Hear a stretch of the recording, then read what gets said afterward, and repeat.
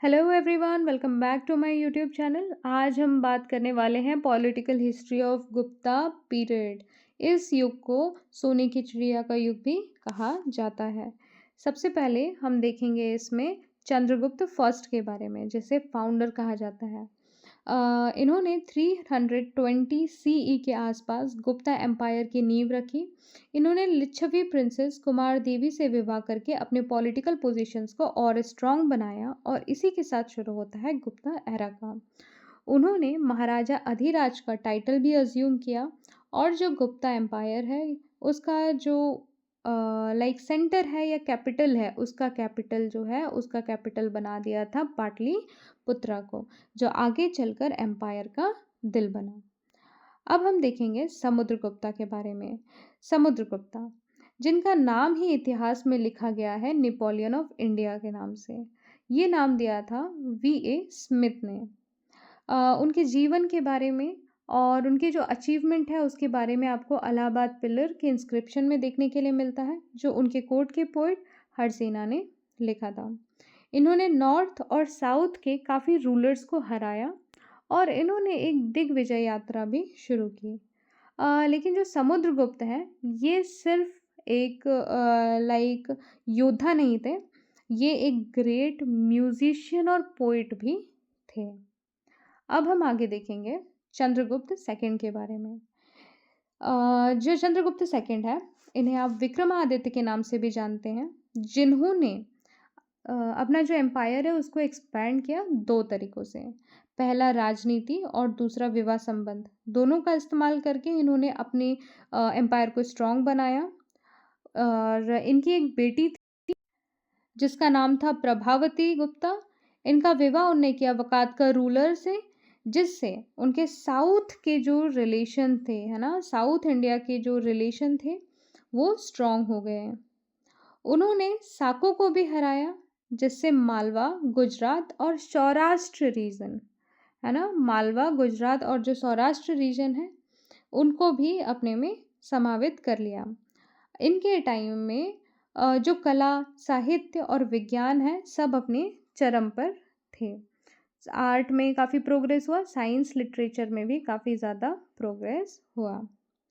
उनके कोर्ट में नवरत्न थे, नवरत्न, जिसमें एक कालिदास काफ़ी ज़्यादा मशहूर हैं। और इन्होंने कैपिटल बना दिया था उज्जैन को, जो एक कल्चरल और कमर्शियल सेंटर बन गया था। अब हम देखेंगे कुमारगुप्त फर्स्ट के बारे में। कुमारगुप्त फर्स्ट एक अनमोल उपहार दिए हैं भारत को, और ये अनमोल उपहार है नालंदा यूनिवर्सिटी। वो लॉर्ड कार्तिकेय, मतलब स्कंद, वो लॉर्ड कार्तिकेय के भक्त थे। उन्होंने अपने सिक्कों पर, अपने कॉइन पर, है ना, स्कंद की छवि बनवाई थी, मतलब किसकी, लॉर्ड कार्तिकेय की छवि बनवाई थी। उनका जो समय था उसमें ज़्यादा लड़ाई झगड़ा नहीं हुआ था, काफ़ी शांत और समृद्ध रहा है उनका समय। अब हम आगे चल के देखेंगे स्कंद गुप्त के बारे में। तो स्कंद गुप्त जो हैं, ये एक बहादुर शख्स हैं, जिन्होंने हुना इन्वेडर्स का सामना किया। इन्होंने किसका किया? हुना इन्वेडर का सामना किया। इन्होंने पहली बार हुनों को हरा दिया, लेकिन इस लड़ाई ने एम्पायर की जो अर्थव्यवस्था था, जो इकोनॉमी था, है ना, उसको कमज़ोर कर दिया था। इसके बाद गुप्ता एम्पायर धीरे धीरे गिरने लगा था। तो देखो, जो आपके स्कंदगुप्त हैं, ये भी काफ़ी स्ट्रॉन्ग रूलर रहे हैं। अब हम देखेंगे हुना के जो आक्रमण ने, है ना, जो हुना थे उनके आक्रमण ने एम्पायर को हिला के रख दिया था। ये जो डिस्ट्रक्शन था, ये जो लूट थी, है ना, ये बहुत ही भयानक थी। खेती, व्यापार, एडमिनिस्ट्रेशन सब बिगड़ गया था। इस इन्वेजन ने गुप्ता एम्पायर को बहुत ज़्यादा कमज़ोर कर दिया था, काफ़ी डिस्ट्रक्टिव था ये, काफ़ी ज़्यादा इन्होंने क्या किया था, गुप्ता एम्पायर को कमज़ोर कर दिया था। अब देखो, कॉजेज़ ऑफ डाउनफॉल तो बहुत सारे हैं, पर जो सबसे मेन जो कॉजेज़ माना जाता है वो है हुना इन्वेडर्स का।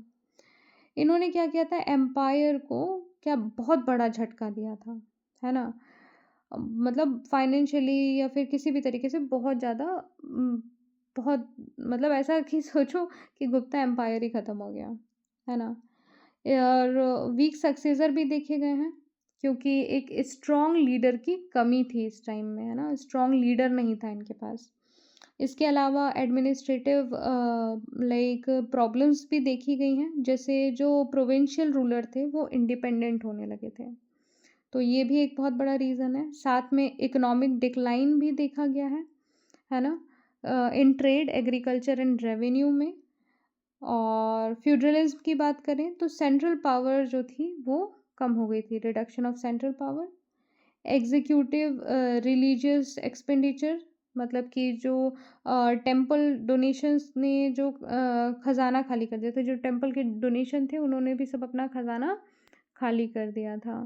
ओके, तो ये सब कुछ रीज़न थे आपके डाउनफॉल के, जैसे Hunas invasions, weak successor, administrative problems, economic decline, feudalism और एक्सेसिव रिलीजियस एक्सपेंडिचर।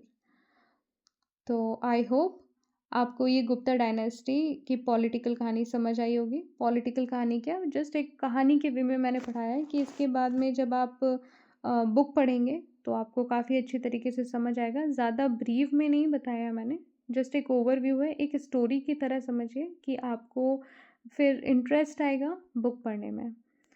क्योंकि हम आर एस शर्मा उठा के पढ़ते तो हैं बट समझ नहीं आता है कुछ, तो ये जस्ट आपका एक बेस बना रहा है, जिसके बाद आप कोई भी किताब उठा के पढ़ेंगे तो आपको ईज़िली समझ आएगा। तो अगर आपको ये वीडियो पसंद आया है, आपको ये वीडियो इन्फॉर्मेटिव लगी है, तो लाइक, शेयर एंड सब्सक्राइब ज़रूर कीजिएगा।